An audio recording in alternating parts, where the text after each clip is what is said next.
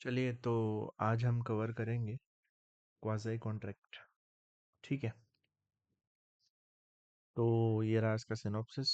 Introduction, meaning, nature, principle of unjust enrichment, types of quasi contract, दो case लो, दोनों में difference, normal contract और quasi contract में, conclusion. ठीक है। चलिए तो हम डायरेक्टली स्टार्ट करते हैं। अब पहले हम थोड़ी सी अंडरस्टैंडिंग करेंगे, उसके बाद we will move to notes. देखिए, कॉन्ट्रैक्ट दो तरह से क्रिएट किए जा सकते हैं। Can be created by parties और बाय लॉ। अच्छा, जो कॉन्ट्रैक्ट पार्टीज क्रिएट करती हैं इनको हम बोलते हैं कि ये नॉर्मल कॉन्ट्रैक्ट है।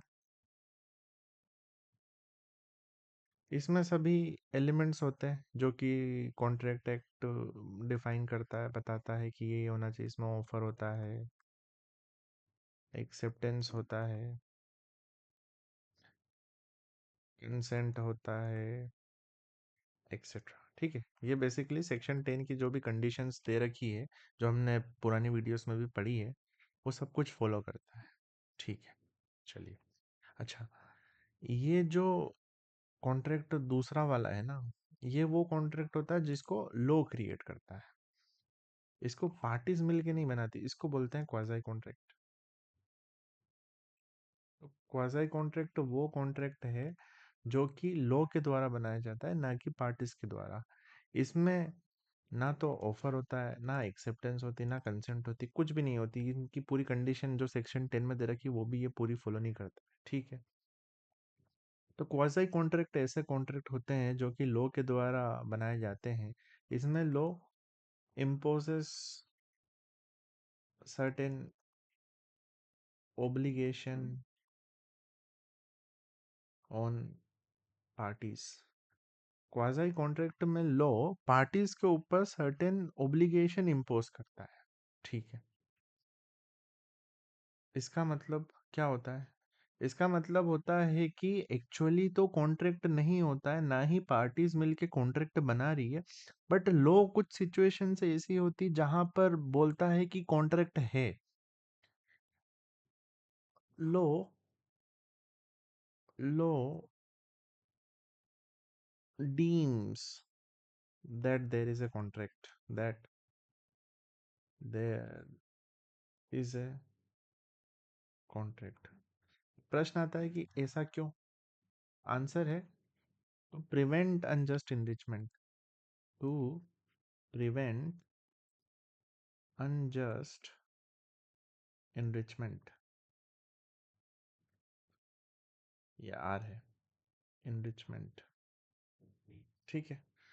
वापस से, कॉन्ट्रैक्ट दो तरह से बन सकते हैं, एक तो पार्टीज के द्वारा, दूसरा लॉ के द्वारा। जो कॉन्ट्रैक्ट लॉ के द्वारा बनते हैं या जो कॉन्ट्रैक्ट लॉ के द्वारा क्रिएट किए जाते हैं उनको बोलते हैं क्वाज़ी कॉन्ट्रैक्ट। इन कॉन्ट्रैक्ट में लॉ कुछ ऑब्लिगेशंस होते हैं जो पार्टीज पर इम्पोज करता है। ऐसा क्यों? To prevent unjust enrichment. Unjust enrichment का मतलब होता है कि एक पार्टी का फायदा होना, दूसरी पार्टी का नुकसान होना, बिना कोई जस्ट रीजंस। ठीक है। चलिए, तो इसका हम एक एग्जांपल लेते हैं। मान लीजिए ए गया बी के घर पे, होम, फॉरगॉट 1 kg ऑफ केसर। जो केसर आता है ना, ए बी के घर पे गया केसर लेके, और वो केसर वहीं पर भूल गया। ठीक है। अब बी ने क्या करा? बी ने देखा कि अरे यार ये तो भूल गया केसर। बी ने इसको डाला खीर में एंड ईट। अच्छा, अब ये जो केसर होती है ना, इसका प्राइस होता है लगभग 3 लाख रुपीस। 1 किलो केसर 3 लाख में मिलती है मार्केट में, ये अभी एक्चुअल फैक्ट बता रहा हूँ मैं आपको। चलिए, तो ए गया बी के घर में और गलती से अपनी केसर भूल गया 1 किलो, जिसकी कीमत है 3 लाख रुपए। अब बी ने क्या करा? उसने देखा कि ये भूल गया है, तो उसने अपनी खीर में डाला और खा गया। अच्छा, अब प्रश्न ये है कि can A recover? Now the question ये है कि can A recover amount from B, है ना। अब केसर तो रिकवर कर नहीं पाएगा, वो तो चलेगा ही पेट में, तो अब ये जो 3 लाख रुपए की केसर है वही रिकवर करेगा ये। तो अब प्रश्न ये है कि क्या रिकवर कर पाएगा। तो देखिए, यदि हम ऑर्डिनरी कॉन्ट्रैक्ट के प्रिंसिपल लगाए तो नहीं, नहीं कर पाएगा। क्यों? क्योंकि इन दोनों के बीच में कोई एग्रीमेंट थोड़ी था। ना तो किसी ने कोई ऑफर दिया, ना किसी ने कोई एक्सेप्टेंस दी, ना ही यहाँ पर फ्री कंसेंट, कुछ भी नहीं है इसमें। आप ध्यान से देखोगे तो सिंपल सा फैक्ट है कि वो घर पे गया, वहां पर भूल गया और दूसरे ने उसको खा लिया। यहाँ कॉन्ट्रैक्ट बन ही नहीं रहा है, तो अगर कॉन्ट्रैक्ट नहीं है तो पैसा रिकवर कैसे करोगे। तो लॉ बोलता है कि इवन दो यहाँ पर पार्टीज ने कोई भी कॉन्ट्रैक्ट नहीं बनाया, बट हम तो मानेंगे कि there is a deemed contract. Deemed contract मतलब ऐसा कॉन्ट्रैक्ट जो कि लॉ मानता है कि है, इसी को हम बोलते हैं क्वाज़ी कॉन्ट्रैक्ट।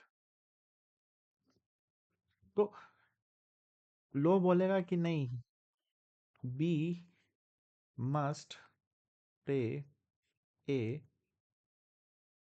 3 लाख रुपीस। क्यों? क्योंकि क्वाज़ी कॉन्ट्रैक्ट है। किसने बनाया? लॉ ने बोल दिया, लॉ ने बनाया, ये पार्टीज ने नहीं बनाया। क्यों बोला लॉ ने? To prevent unjust enrichment, to prevent unjust enrichment.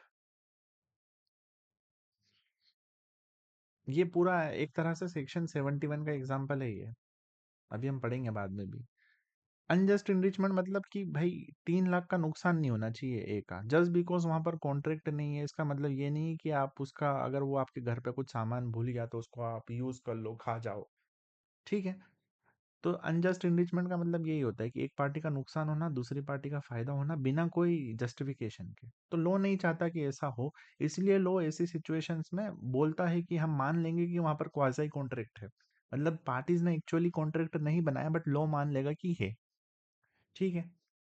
तो एक बार वापस से हम समराइज कर देते हैं। क्वाज़ी कॉन्ट्रैक्ट वो होते हैं जो कि लॉ बनाता है, ऐसा इसलिए करता है टू प्रिवेंट अनजस्ट इनरिचमेंट। और एग्जाम्पल आप ये याद रखिएगा, खीर वाला, ठीक है।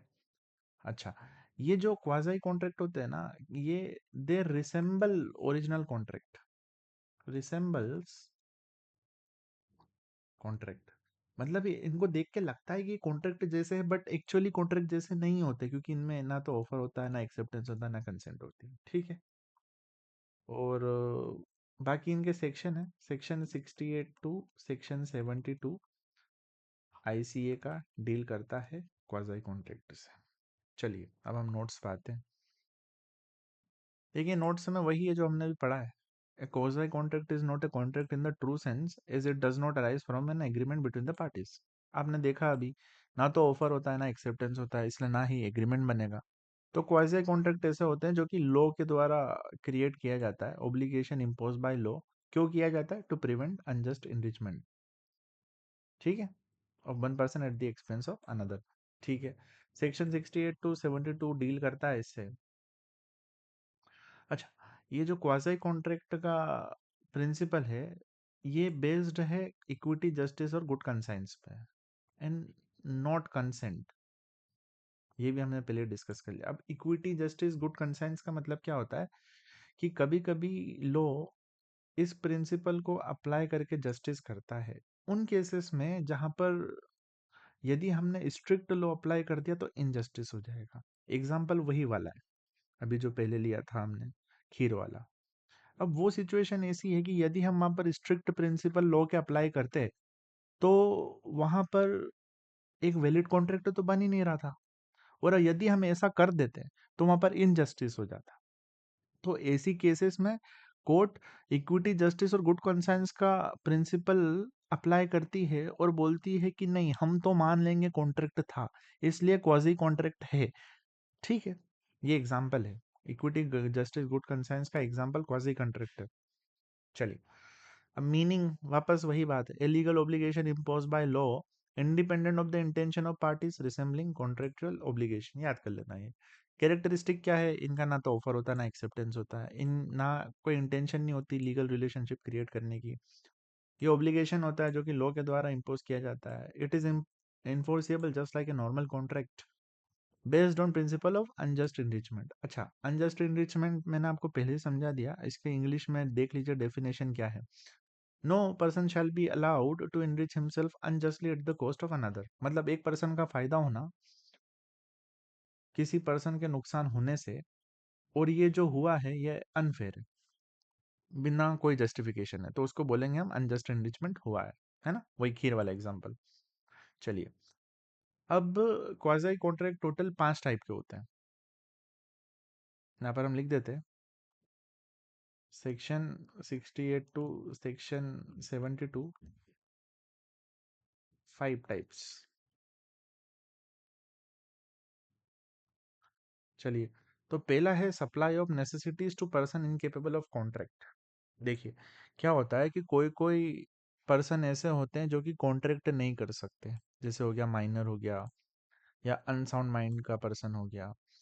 यदि आप इनको नेसेसिटी सप्लाई करते हो तो you can recover that from their property. बस इतना सा प्रिंसिपल है। कोई कोई पर्सन ऐसे होते हैं जो कि कॉन्ट्रैक्ट नहीं कर सकते, माइनर हो गया, अनसाउंड पर्सन हो गया। तो यदि आपने इनको नेसेसिटीज सप्लाई करी, नेसेसिटीज मतलब क्या हो गया, जो चीज़ें लाइफ के लिए ज़रूरी है, लाइफ में ज़रूरी क्या क्या होता है, जैसे कि फूड हो गया, क्लोथ्स हो गया, एजुकेशन हो गया, ईटीसी। तो यदि आपने किसी माइनर को ये चीज़ें नेसेसिटीज प्रोवाइड की है, क्यों की, क्योंकि उसका कोई नहीं है, तो आप जो भी खर्चा हुआ है वो वापस रिकवर कर सकते हो, बट सिर्फ और सिर्फ उसकी प्रॉपर्टी में से करोगे। You are entitled to be reimbursed from his property.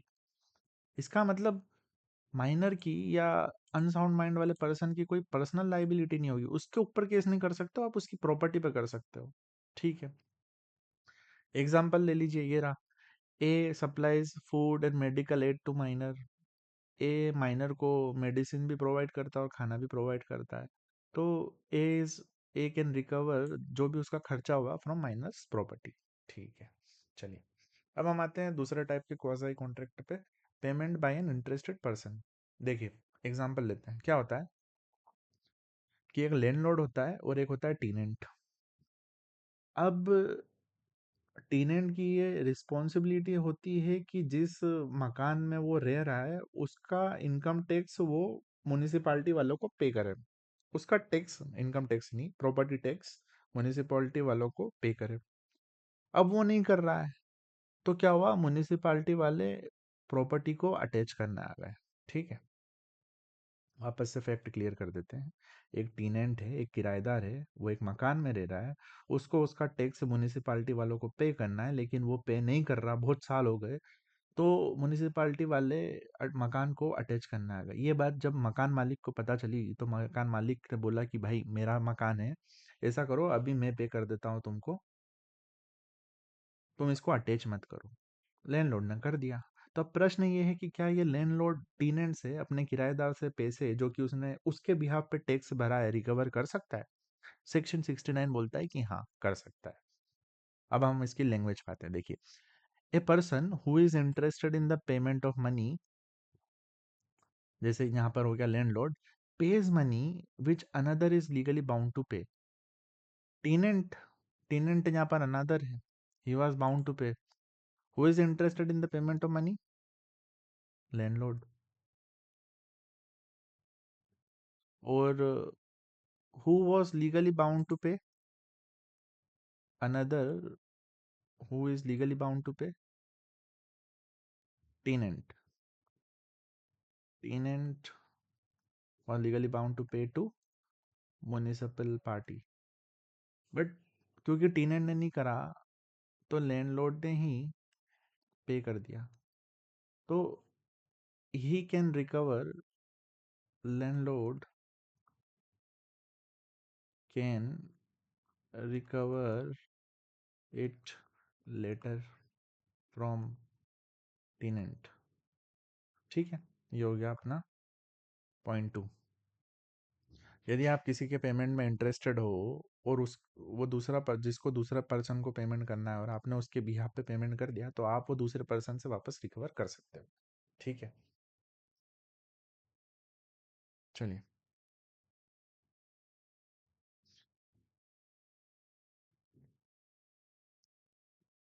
अब हम आते हैं तीसरे पे। देखिए, ऑब्लिगेशन टू पे फॉर ग्रेचुइटस एक्ट। इसको हम एग्जांपल से समझते हैं। देखिए, ए एक प्लम्बर है, वो रिपेयर कर देता है बी की पाइपलाइन। ठीक है, ए एक प्लम्बर है जो बाहर जा रहा होता है, उसको दिखता है कि बी के घर में एक पाइपलाइन है जो फूट चुकी है, जिससे बहुत सारा पानी गिर रहा है, पानी भी वेस्ट हो रहा है। तो ए क्या करता है, ए उसको रिपेयर कर देता है। चलिए, अब प्रश्न ये उठता है कि क्या ये जो ए ने रिपेयर का खर्चा किया है बी की पाइपलाइन को रिपेयर करने के लिए, क्या वो खर्चा he can recover from B? तो अब अगर टेक्निकली देखा जाए तो इनके बीच में कोई कॉन्ट्रैक्ट तो है ही नहीं। बी तो चलो मान लीजिए, बी तो घर पे भी नहीं था, है ना, घर पे कोई भी नहीं था, बस इसने देखा कि पानी टपक रहा है, लीक हो रहा है बहुत सारा, तो उसने रिपेयर कर दिया। अच्छा, अगले दिन बी आता है और बी देखता है कि उसके घर पे पाइप टूट चुका था और उसका रिपेयर भी हो गया अपने आप ही, किसी ने कर दिया आके। अब ये 2-3 दिन यूज करता है, 2-3 दिन बाद प्लम्बर वापस आता है और बोलता है कि 3 दिन पहले तुम्हारे घर का पानी लीकेज हो रहा था तो मैंने रिपेयर कर दिया, मुझे इतना खर्चा हुआ, मान लो 2,000 का खर्चा हुआ, 2,000 रुपये मुझे वापस दो। अब प्रश्न ये है कि क्या ये रिकवर कर सकता है? तो सेक्शन 70 बोलता है कि yes, you can recover. Can A recover cost of repair? Yes, section 70 के अंदर। कैसे हो रहा है अब ये देखते हैं, चलिए। सेक्शन 70 का एप्लीकेशन तब होता है कि जब एक पर्सन दूसरे इंसान के लिए कुछ करता है लॉफुली, है ना, लीगल एक्ट होना चाहिए। तो यहाँ पर ए ने बी के लिए क्या किया, उसकी पाइपलाइन थी जिस जो कि लीकेज हो रही थी, उसने रिपेयर कर दी, not intending it to be gratuitous. मतलब इसकी इंटेंशन इसको फ्री में करने की नहीं थी, वो प्लम्बर था, इससे दिख रहा है वो प्रोफेशनल था, उसने अपनी प्रोफेशनल सर्विस यूज करी है।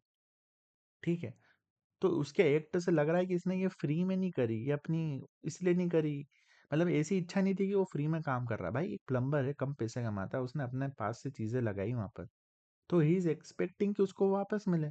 तो उसने ये ग्रेचुइटस का मतलब होता है कि फ्री में करने की इच्छा नहीं थी, नॉट डन फॉर फ्री।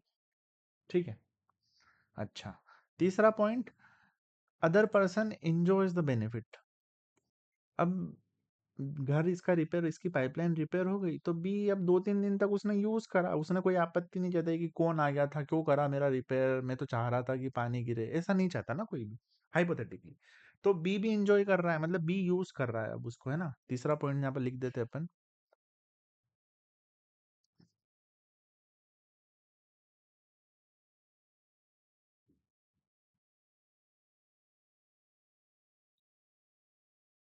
ठीक है, तो ये एंजॉय कर रहा है, तो प्रश्न ये उठता है कि क्या रिकवर कर सकता है, क्योंकि तीनों कंडीशन यहाँ सेटिस्फाई हो रही है जो कि सेक्शन 70 में रहती है, तो हाँ वो रिकवर कर सकता है। ठीक है, ये लिखा, द लेटर मस्ट कंपनसेट और रिस्टोर द बेनिफिट।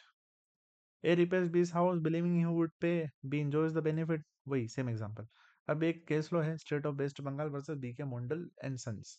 देखिए, इसमें क्या होता है, वही बोलता है कि यदि आपने सरकार के लिए कोई काम किया और जिससे बहुत सारी लोग बेनिफिट हो रहे हैं, तो you are liable to get compensation. ठीक है, एक और इलेस्ट्रेशन हम ले लेते हैं कि कलेक्टर बोलता है कॉन्ट्रैक्टर को कि collector contractor to make road. ये कोई भी लिखित में कॉन्ट्रैक्ट नहीं करते, एग्रीमेंट नहीं करते, कुछ नहीं करते। अब कॉन्ट्रैक्टर ने कर दिया, रोड वोड बना दिया, कलेक्टर बोल देता है कि नहीं, हमारा तो कोई कॉन्ट्रैक्ट था ही नहीं, हमने तो कोई लिखा पढ़ी करी नहीं, तो हम तो नहीं देंगे आपको पैसे। तो सेक्शन 70 बोलता है कि देना पड़ेंगे, क्योंकि उसने लॉफुल काम करा है और नॉन ग्रेजुअसली करा है, और आप उसका बेनिफिट भी इंजॉय कर रहे हो, तो आपको देना पड़ेंगे। हम्म। चलिए अब चौथे पॉइंट पे आते हैं। चौथा पॉइंट बोलता है responsibility of finder of goods. देखिए क्या होता है, यदि कोई आपके घर पर सामान भूल के चला गया, तो ये आपकी, तो आप हो जाओगे बेली। ठीक है, आपकी रिस्पॉन्सिबिलिटी हो जाएगी same as bailee. Finder of goods मतलब जिसको किसी के गुड्स मिलते हैं, या तो रोड पे मिल गए या आपके घर पे कोई छोड़ के चला गया, उसकी रिस्पॉन्सिबिलिटी होगी सेम एज बेली। बेली मतलब अ पर्सन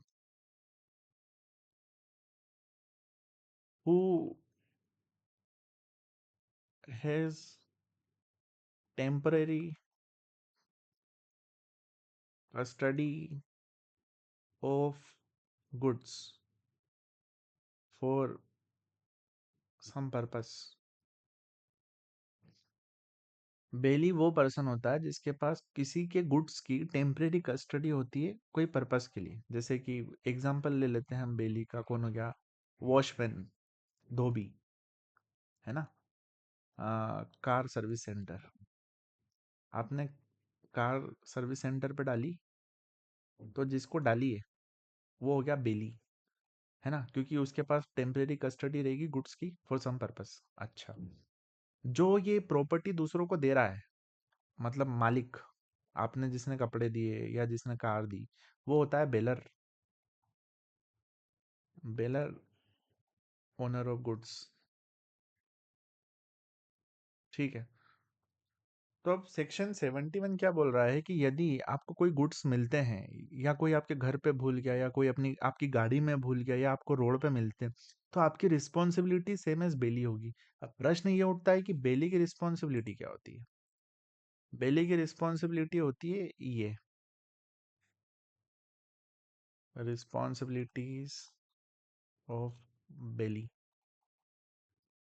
आपको उन गुड्स की रीजनेबल केयर करना है, पर्सनली यूज नहीं करना है, अपने गुड्स के साथ नहीं मिलाना है। ठीक है, इलस्ट्रेशन देख लो। A finds B's wallet, A must take reasonable care and can claim reward if promised. ठीक है, बेसिकली अगर आपके घर पे कोई कोई चीज़ भूल गया, तो उसको यूज़ मत करो अपने काम के लिए, उसका ध्यान रखो, और जब वो वापस मांगे तो उसको दे दो। ये आपकी ड्यूटी है सेक्शन 71 में, क्योंकि ये क्वाज़ी कॉन्ट्रैक्ट बोलता है। चलिए last, liability for money paid और गुड्स डिलीवर्ड बाय मिस्टेक और अंडर कोएर्जन।